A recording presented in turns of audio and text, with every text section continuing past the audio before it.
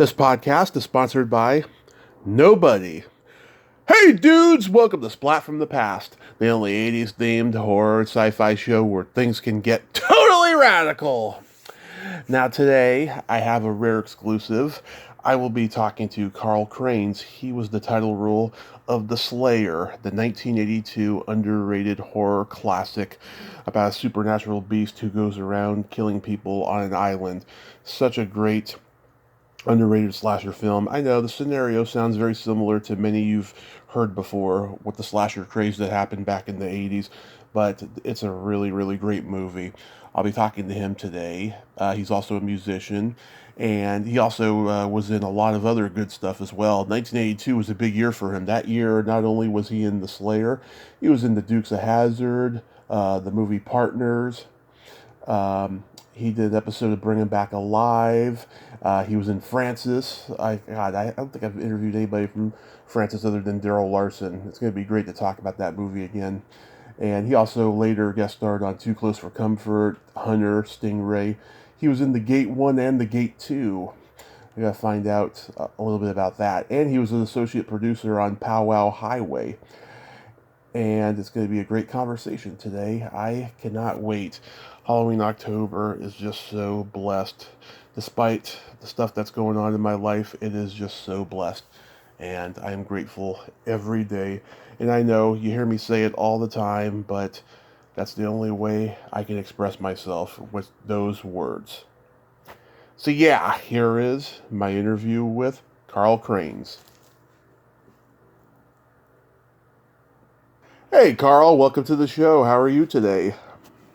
Great, Tommy. How are you doing? I am just spectacular. This is such a great honor. Thank you for taking the time today.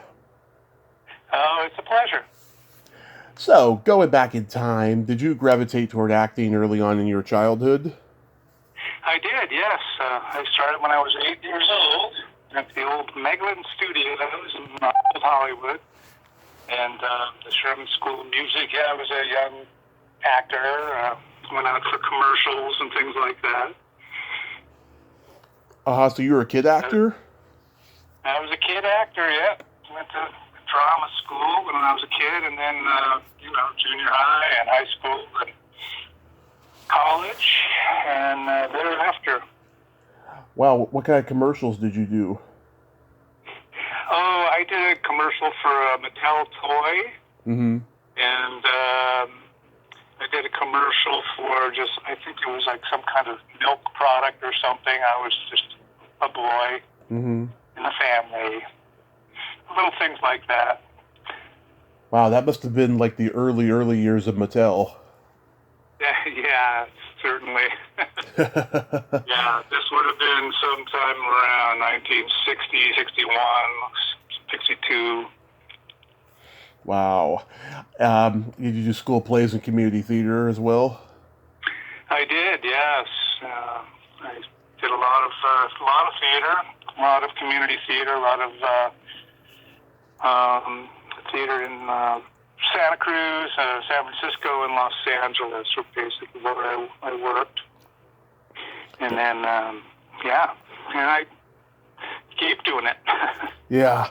Wow, I didn't even realize Santa Cruz even had a theater scene in those days. I've been going up to Santa Cruz my whole life. Just, to me, the only thing worth going to in Santa Cruz is the beach, you know? Yeah, the boardwalk. I know, it's fun. Yeah. So after high school, what college did you attend? I went to UC Santa Cruz. Oh, okay. And I was there for actually 5 years. I took a little time off in the middle. And that's where I graduated in theater there. They had a great program in those days. There weren't that many students, so you really had a lot of access to resources and sort of do your own thing. So that was really nice. And I got a lot of skills there that I then translated into theater, and then I filmed career.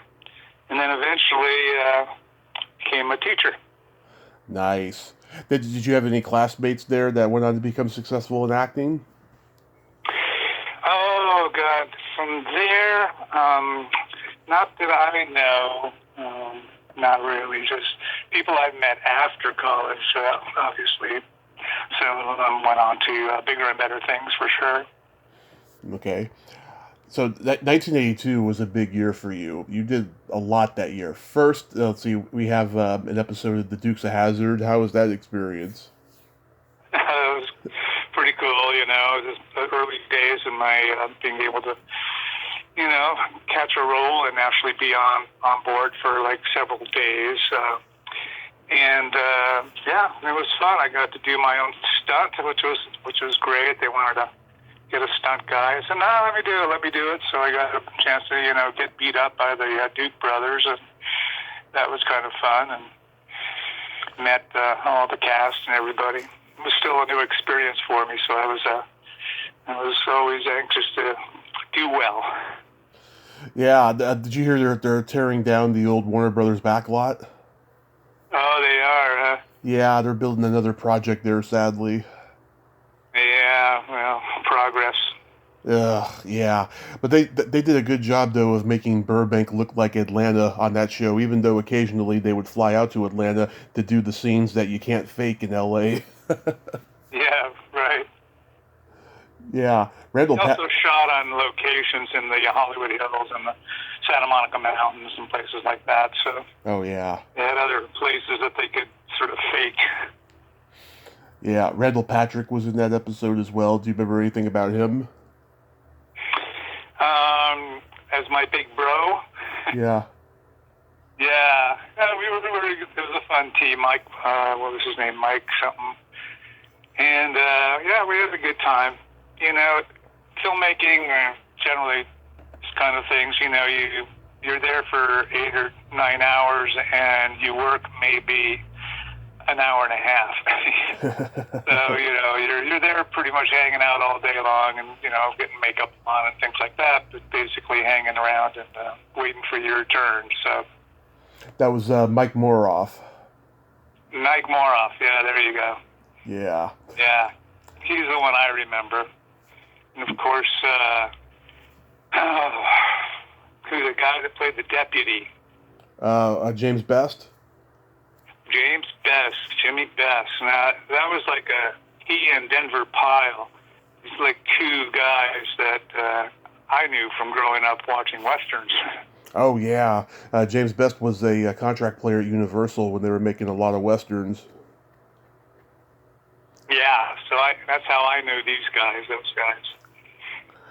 Then you were in you know, it was really kind of, you know, those are the people that I liked when I went on set. I was meeting people that I knew, who I knew they were. Like, I did it Too Close for Comfort, and it was with Audrey Meadows, who played Alice on The Honeymooners, and oh yeah, that was a real treat, you know, just to meet her and talk to her about The Honeymooners. Mm-hmm. Then you were in the controversial comedy Partners. How was that experience? Yeah, that was great. Again, very, very early in my career. And again, working with people that I was really, really knew who they were. Sean Hurt, who I knew from the London stage and from his work with a lot of British stuff. He was like a real kind of an idol for me. And so that was really kind of nice to be able to get to know him a little bit. Ken McMillan, who was a teacher at a place that I was studying at, Debbie Reynolds.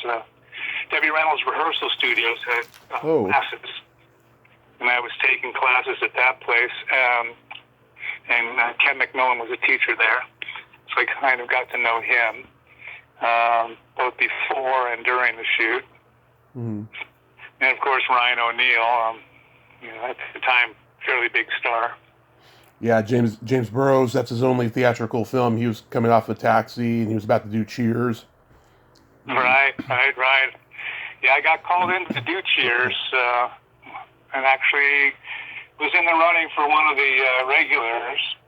Oh. It's one of those whoops, didn't quite get it kind of events in the old acting career. Yeah, he liked what I did. We had some nice chats on set on Partners.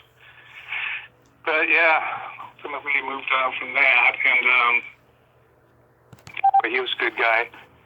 And the other, who else I'm thinking about? Yeah, that was it. Yeah, Partners, fun. Francis Weber was The writer. And he'd just come off of the Cage aux Folles.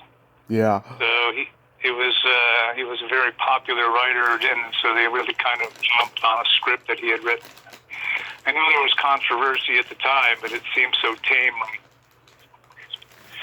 You know, it was an examination in some way of the, you know, mm-hmm. ultra masculinity versus, you know, homosexuality, and it was what it was. I don't know if it still holds up in any way, but it's kind of a little corny.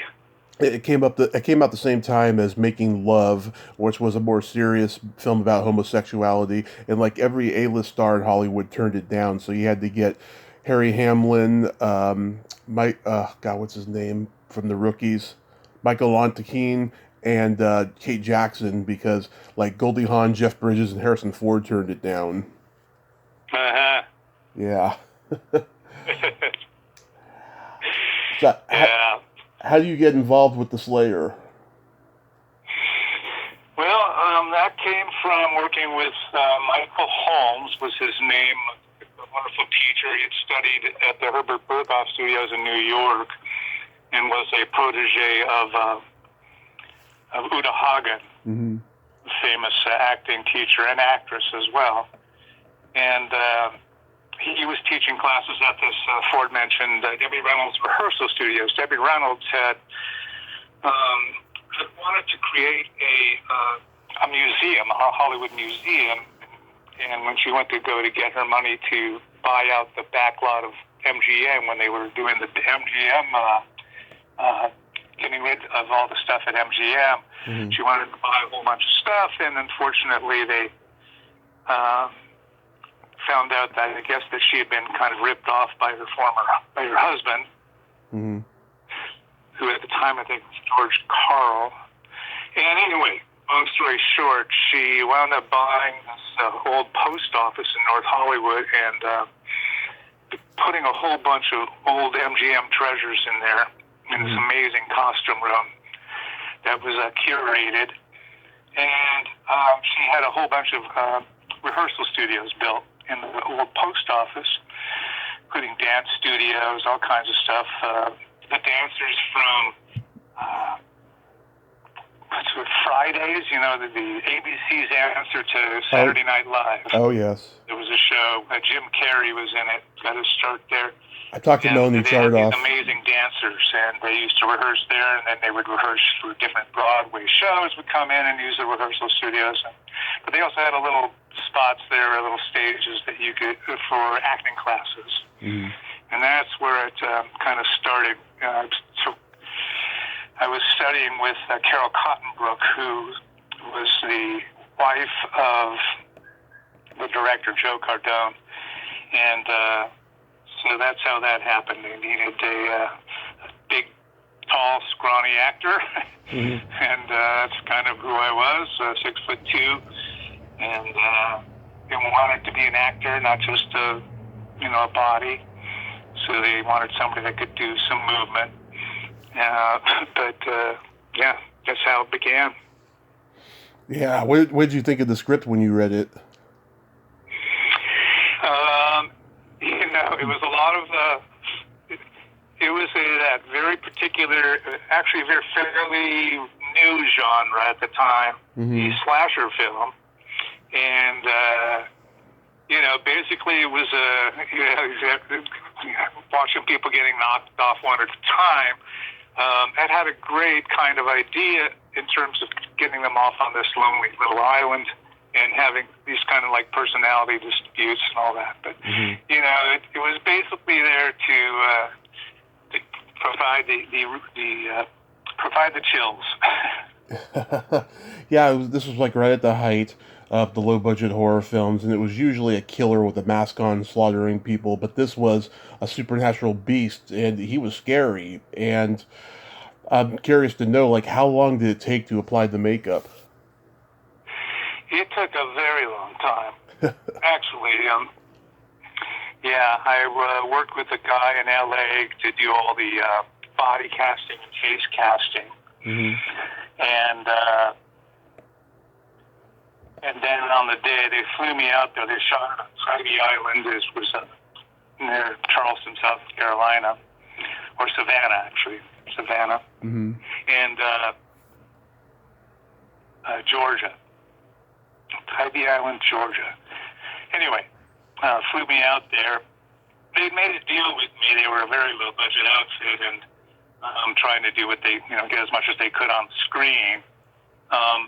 So I didn't actually, they kind of a backroom deal to get me my SAG card. They said, we'll get you your SAG card, but we're not going to pay you. We're just going to fly you out there and put you up, and basically that's what you get.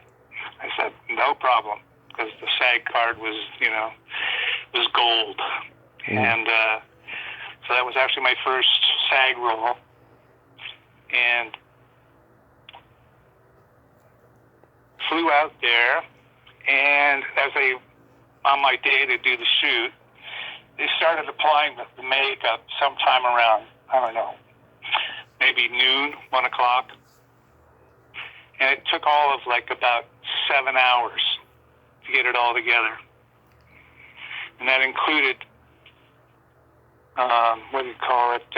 gluing my clothes to me, and ripping them up and actually painting onto the clothing makeup kind of effect, and ragging things as they went along, and then painting around it, creating wounds and gushing kinds of things. And super gluing, that's what I was going to say, super gluing my costume to me, to my body, so I wasn't able to really sit down after a while. But the main part of it was this kind of complex mask that they put over my head that was operated hydraulically. And that's the face that you actually see is a contraption that would actually fit over me. And they operated it from behind. One thing I do remember is that part of the costume was they were gluing live earthworms onto me. Yeah. And other kind of bugs that they had. And that was part of it. And then right when they're going to shoot, they would open the mask's mouth and just throw a handful of night crawlers in there so that they would look like they were kind of squirming out of my mouth. But of course, they crawled in through the mask and crawled all over me and all over my face and my head inside of this thing. So I was kind of trapped with all these earthworms crawling over me. And then they doused me with this kind of, goo, like plasma, kind of a plasm kind of substance that kind of just dripped all over me to make it look ugly and wet and disgusting. And that got me wet. And it was in the middle of winter we shot this, and it was about 25 degrees out. And I was there for about, setting up the shot and doing all kinds of stuff for about, I don't know, half an hour, 40 minutes. They were setting it all up, and I started going into hypothermia. And I was just my first real job, and I really didn't want to complain or do anything. But eventually, I just said, I get warm. Yeah. They had to break. They had to break the shot and take me somewhere and put a heater on me for a while. Wow. Was it hot? Was it hot in there though at times? In the makeup. Where we were? Yeah, in the makeup. Under the makeup. Oh yeah. Yeah. Well, like I say, inside the mask, of course, was stuffy with the worms crawling all over me. But basically, because of the plasma and the temperature outside where we shot, it was just it was freezing. Yeah. What was Sarah Kendall like to work with? Oh, very nice. They were all very nice. And Carl Kraines, I knew from before. Everybody was nice. We kind of really, I think everybody was just happy to be there, and we were all kind of starting out as actors in that way, and trying to get some celluloid and be in the movie and do a good job. We were able to go trip around together. We all went into I'm not sure it was Charleston. It was Savannah Beach. I think it was Savannah, Georgia. That's where it was. And we would all go into town and hang out and, party. Yeah, did you stay in touch with anybody from the movie? Well, Carol and Joe, I knew for another year, a couple years after that. Then we kind of lost touch. Yeah. Michael Holmes, who played the caretaker or whatever, that was my teacher, and I knew him for many, many years. We worked together in the theater and did a lot of fun projects together. He was a mentor. J.S. Cardone, he's gone on to a great career in low-budget film, both writing and directing them. Well, that's great to know, and I certainly have always wished him luck. Yeah, he did a movie a couple years after this called Thunder Alley. I've talked to a couple people from that. Do you have a favorite kill in the movie? Well, I think it's everybody's favorite kill, the pitchfork. I like it, but that was mine, I guess. I think that was the one that really kind of stood out in that movie, the pitchfork going through. But yeah, that was pretty cool. Mine is the dead guy's head, because it reminds me so much of like The Godfather, when she pulls the sheets, out. Oh, right. Yeah, that was just brilliant. I'm surprised no one else came up with that one before. Yeah. Was there a screening for the movie? Oh, let me think. I know I went to see it in the theater, so I had to have been screened, and I just can't remember. Okay. How about a rap party? We just, we kind of had just a wrap for the week that we were there in Ivy Island. I took off, they kept shooting, so that was the only, the whole some group of people took off, but that was it. I don't remember a rap party or, I think it was too low budget for some of that stuff. They might have had a very low-key thing when they were finished shooting, but by then I was gone. Yeah, it's probably a bring your own lunch kind of a movie. Yeah. You guest starred on the short-lived Bring 'Em Back Alive. How was that? Oh, yeah, great. All these things were, wonderful adventures for me, great opportunities to, get back on screen and hopefully build my career and make a little money. And, yeah, that was fun. Met the cast. I think I was on that for, 3 days, maybe, something like that. Mm-hmm. Maybe it was more. Anyway, yeah. And that was shot on a back lot kind of a thing. Yeah, Cindy Morgan, she was one of my earliest interviews when I started. She is an amazing lady. She carried the whole interview because I was such a lousy interviewer at that time. She's amazing. Oh, great. What was the guy's name? Boxleitner? Bruce Boxleitner, yeah. Yeah. He had done, what's that show with James Arness after Gunsmoke?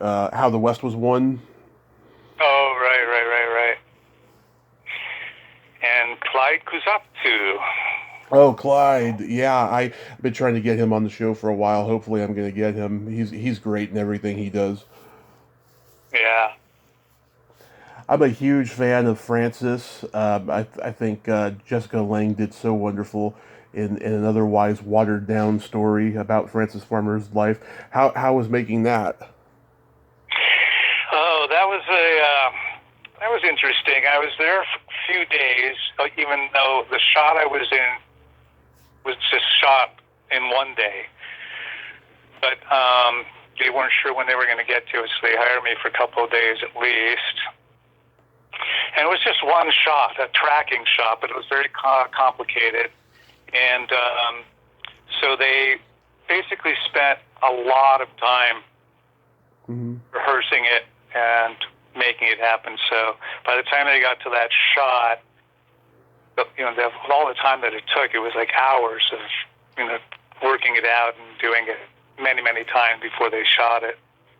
And really, it was that was it. It was just that one tracking shot in, and followed me and this other guy who was also a principal, and had one line, and that was it. Yeah. And but I got to meet Jessica Lange, who was again a wonderful actress at the time, very well known. And but I also knew Sam Shepard from before, from a play I had done in Berkeley, and Curse of the Starving Class, one of his plays, and I had met him in San Francisco as well. Yeah, did he recognize you? Lang I just met her there, and she was an actress, I think, at least on that day, that was, because the scene that she was in was so horrible, that she was sort of in character pretty much every time I saw her. She just wanted to stay in this very dark kind of place, I guess, in preparation for the scene itself, which was the scene where all the hospital attendants would sort of hire her out, if you will, pimp her to the soldiers on the army base next door. Yeah. And I played one of those soldiers, and the scene was, fairly intense. Yeah. And it was intense on set too. There was not a lot of joking about it, and I was taken seriously. And of course, the technical difficulties getting the shot itself. But the whole scene. I mean, they had paid some actresses a little extra to take their clothes off and just be kind of gibbering idiots, and and so it was kind of like a hell on earth kind of atmosphere. Man, you kind of get into it as an actor. You kind of allow yourself to believe, what you're doing, and so it was kind of grim. Yeah, it was a great movie, though. Graham Clifford, I think it was his first American film. What was he like as a director? Again, my experience with him is just watching him work. He was working this shot with a cinematographer, and, that's basically it. We didn't get a lot of, direction in terms of, character work. We knew what we were doing. And it was mainly just, finding the rhythm and finding the way that you're going to be walking and where the camera's going to be moving around you and how it's going to be working. And, he just described what we had to do. So I guess my experience was positive. You mentioned before... You didn't hang out. Yeah. You mentioned before about Too Close for Comfort. I've talked to Lydia Cornell and Dina Freeman, who had been on in the early years. They said that Ted Knight was difficult. Was he? Not when I was there, friendly guy, upbeat. Mm-hmm. It was a rare day then. Yeah. Yeah, so that. Yeah, you're just, when you're there just for a few days or whatever, you don't really get all the dirt. For me, I'm just being able to meet Ted Knight, and especially to meet Audrey Meadows. For me, that was great. I couldn't wait to tell my friends that I had a conversation with Alice. Yeah, and Selma Diamond, she was there too. Oh yeah, that's right. Yeah. Yeah, that's right. And it's kind of, I guess when I look back on some of these, it's just been the opportunity to kind of meet some of these people. But my own work was always like one or two lines or a small part.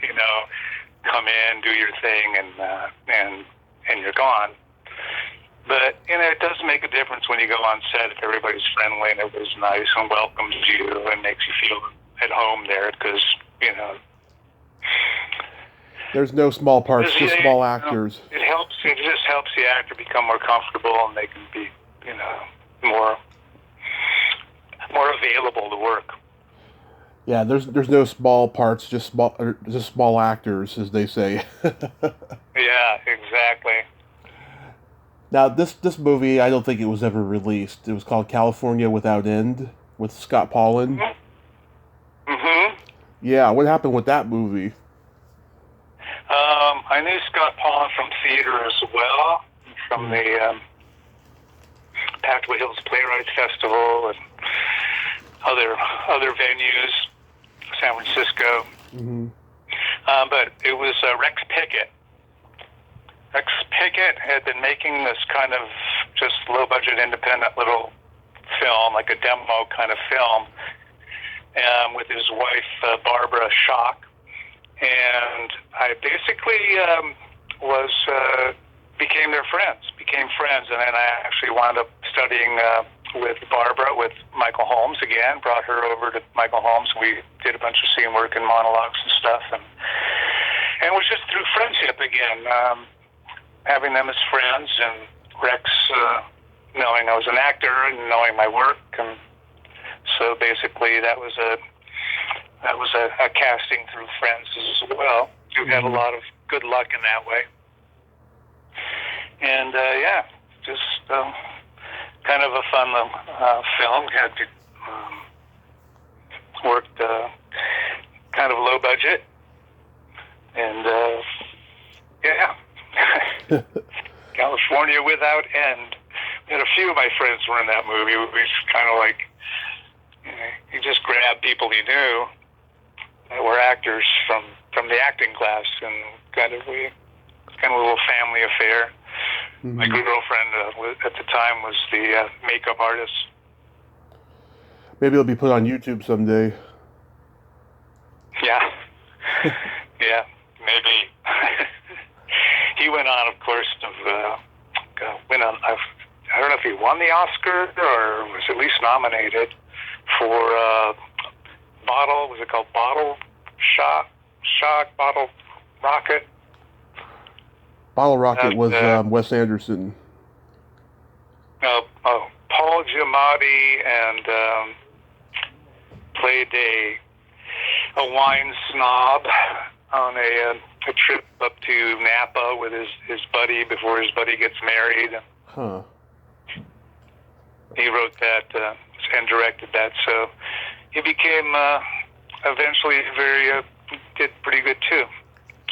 Good Rex and Barbara. Yeah, I like Paul Giamatti. He's great. Yeah. How about guest starring on Hunter? On Hunter, yep. Another, get up there and do your job. Meet everybody. Very nice people. I don't think I ever had a bad experience. I'm trying to really think of it. If I've ever had anything that was not good. But again, you're there in that case, I think I was just there for the day. Mm-hmm. So, you have your short couple of lines in your one scene, and, you just go for it. When they get to it, the whole thing takes about maybe 40 minutes, and you're done, and thank you. Same thing on Stingray? Uh-huh. Yeah, both Stephen J. Cannell series. Uh-huh, yeah. Same thing with that. The Gate movies? Do you have any real great, any particular memories of that one? How about the Gate movies? Well, the Gate movies were totally different. Yeah, that was, again, a friend of mine, Tibor Takas, was a director. Yeah. And long relationship with Tibor and his wife, Patty. And actually, Patty's sister was my girlfriend, a makeup artist I mentioned. And so we actually had a long relationship before the Gate. Mm-hmm. About 4 or 5 years. Tibor used to come to L.A. He was from Toronto, and he'd made a demo film, and he used to come down to L.A. and sleep on my couch and pitch himself as a director. And he finally, 85, finally landed the Gate. So when it came time to doing it, he wanted my help. He knew me as an actor.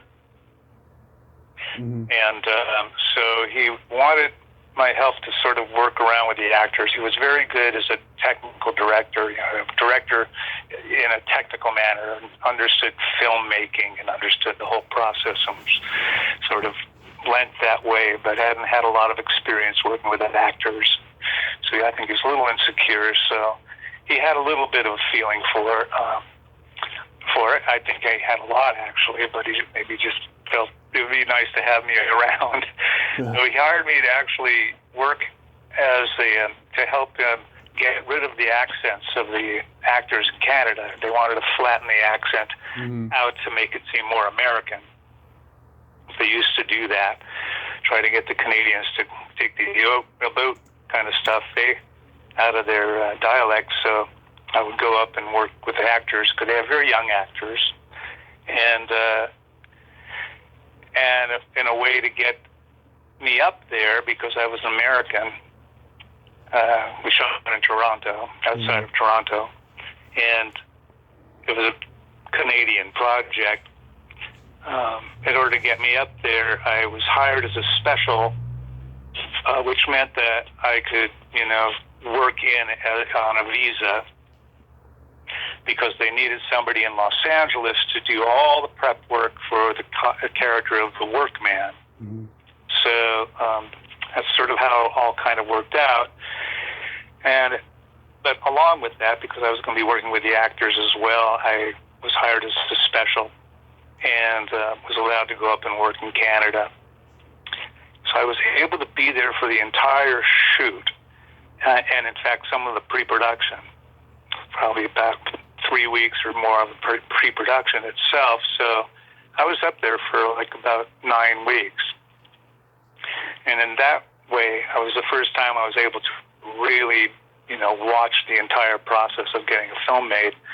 Because usually as an actor, I'd just been on set for a day, 3 days, a week, 2 weeks maybe at the very, and then, even on the 2-week job, it was a couple days 1 week, a couple days the next week. So it was really the first time I was really able to see the whole process and see how it worked. And so that was a great opportunity, as it turned out later in my career, to sort of start seeing the whole picture and to be there and to help Tibor in all kinds of ways that I could have. It's kind of like an assistant, I guess you'd say. I think the first one is just an unparalleled masterpiece, and it's genuinely scary. It scared the shit out of me when I was a kid, I'll tell you. Yeah. That's it was a great kid scare because it was supposedly PG. It wasn't one of those big slasher films, with a lot of guts and gore.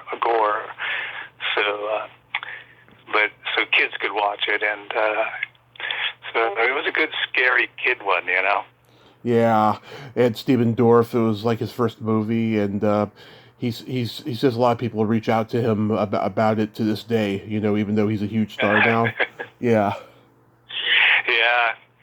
He was a trip. He was a funny kid, and fun to be around. He was always upbeat, very happy kid.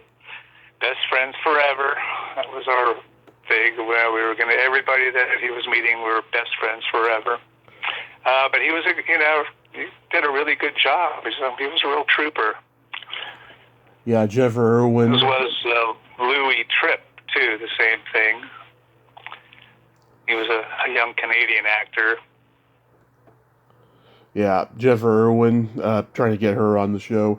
I liked her when she was in Molly Shannon's Superstar movie. She was hilarious, playing this kind of goth girl type of outcast. Oh, really? Yeah. I haven't seen that. Oh yeah, it's pretty funny. It's pretty funny. Yeah. I have to see what she's been in since then, 1986 or whatever that was. You were an associate producer on Pow Wow Highway. How did that come about? Well, after making The Gate, actually, I came back and I realized that, as much as I enjoyed these little 1-day, 2-day, 3-day jobs as an actor, and they paid the bills, that I really kind of was more interested in filmmaking. So I started, I took some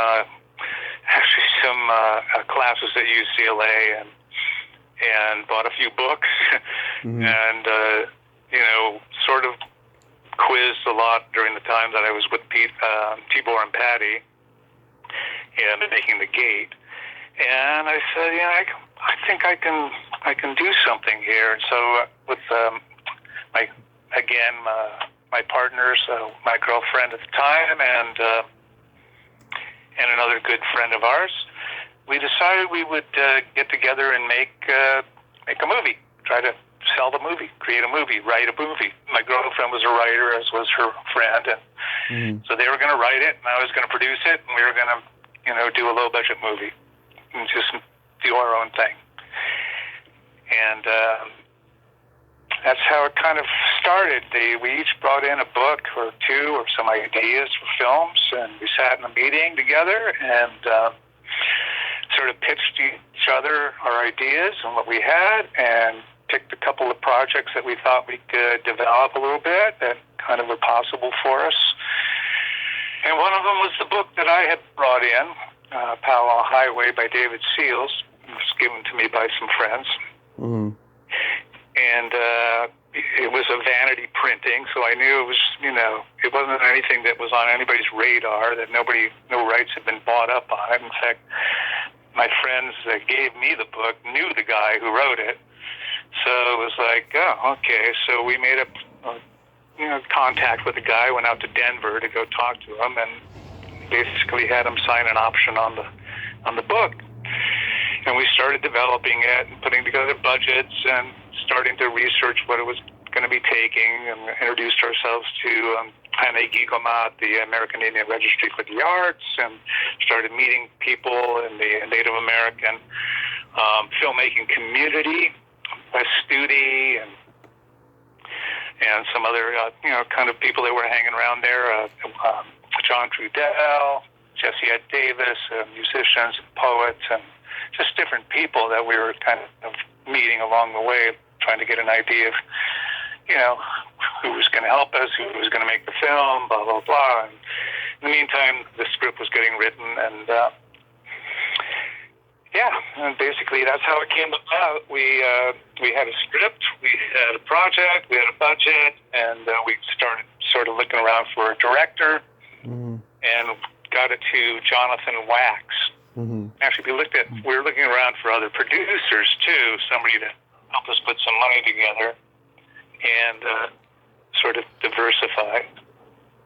And it came into possession of what we actually got the script to Jonathan Wax, who had just come off producing Repo Man. Oh yeah, it's a great movie. Partner. Pardon me? I said it's a great movie. Oh yeah, it is, definitely. And so it was sort of that kind of crowd, he and his partner, and so he agreed to come and help co-produce it with me. And then we wound up, as it kind of went along, long story short, we got the script got to be able to kind of pitch it to George Harrison, the musician, George Harrison, the Beatle. Yeah. And it was through an evening, apparently, and one time that I didn't go to see John Trudell. He was playing way out in the valley, and with Jesse Davis. And Jesse Davis was a fairly well-known musician in the musician circles. Musicians knew who he was. And anyway, this particular night at the Palomino Club out in the valley, George Harrison showed up, John Fogerty and Bob Dylan, and they were all jamming on stage there. And through that connection, and through Jesse Davis, basically, we wound up being able to get a script to George Harrison and his production company, Handmade Films. Oh, yeah. And they agreed to put money into the film, much more than we had anticipated. We were talking about making maybe a film for $750,000, and George Harrison's company, said, "Well, we'll put in $3 million." And so we said, "Yeah, okay." And then at that point, they really wanted a different producer to be the real producer of the film, like a line producer. I'd never produced a film, really. So I sort of stood back and became the associate producer at that point. And that was it. My partners got writing credit. I was associate producer, and we made the movie in Dakotas and Wyoming and New Mexico. I was working with Amanda Wyss. Mm-hmm. Yeah. Great. She was great. We all hung out. It was, again, a very nice kind of cogent group of people, even the crew, because we were all on location. So we all kind of hung out together. And some of these places were fairly remote, so, we were isolated together. We all had good times. We had places we could go and hang out a little bit, or just, be with our, just hanging out on set. Mm-hmm. So you mentioned earlier about teaching. So you decided you were done with the film business and you went into teaching? Eventually, yeah. After Powell Highway, I went back up to Canada with Tibor, and we did the Gate 2.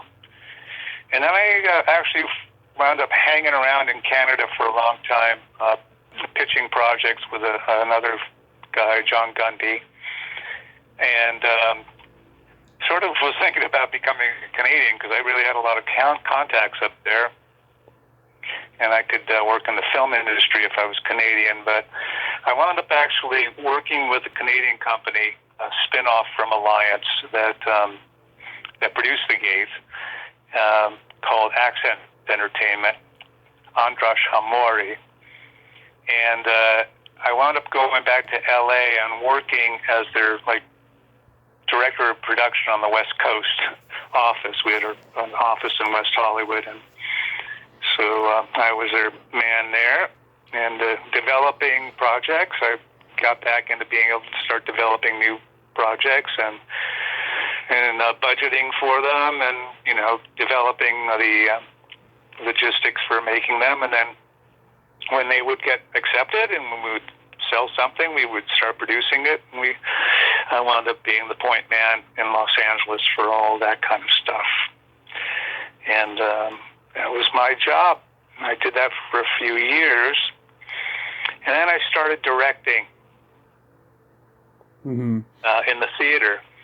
And I started directing in theater and community theater, sort of after work.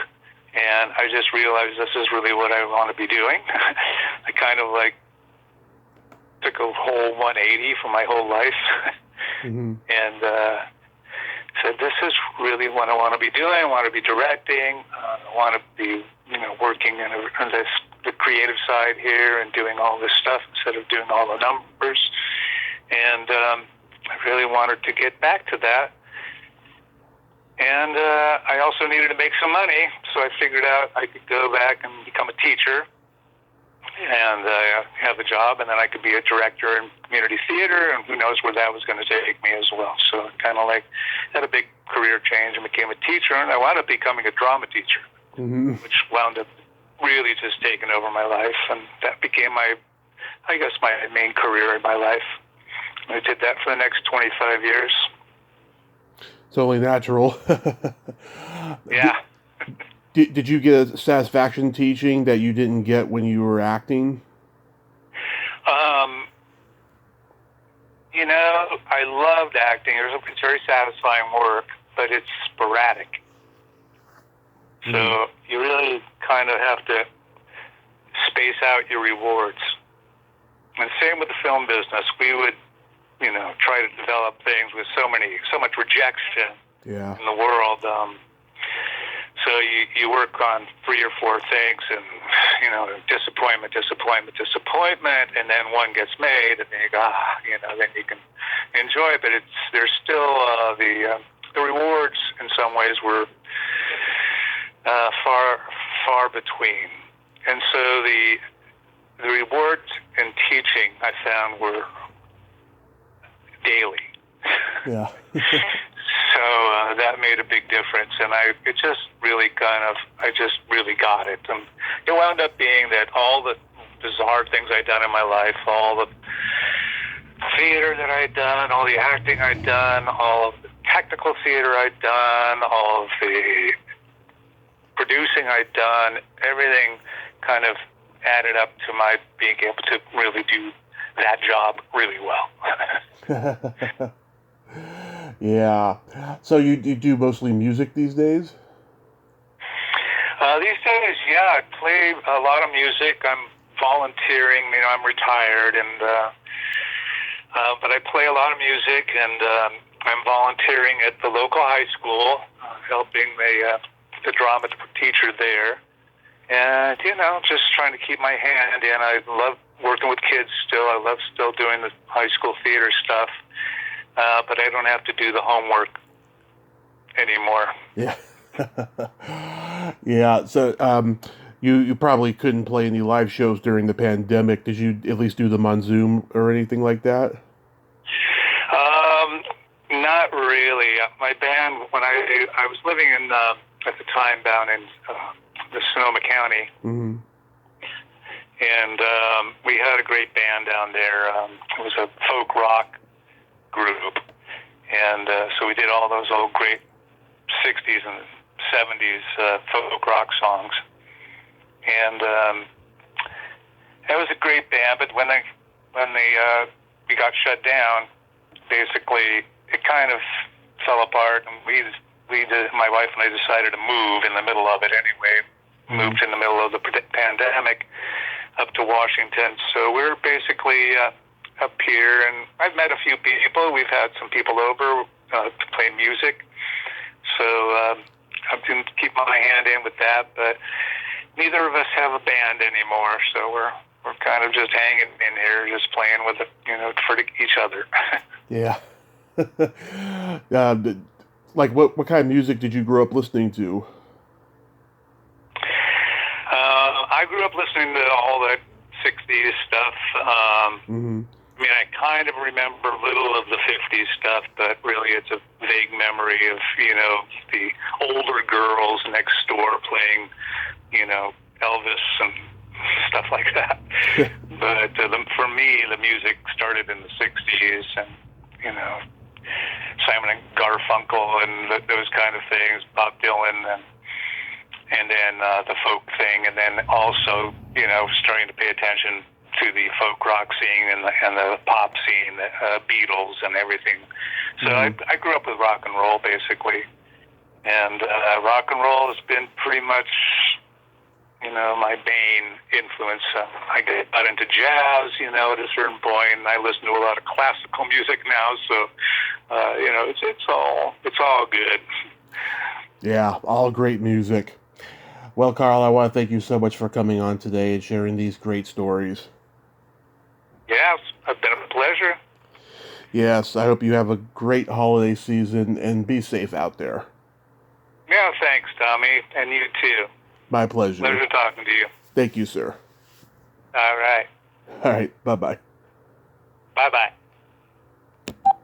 Well, there you have it. Carl Kraines. Ain't he a cool dude? Nice guy, huh? Great stories.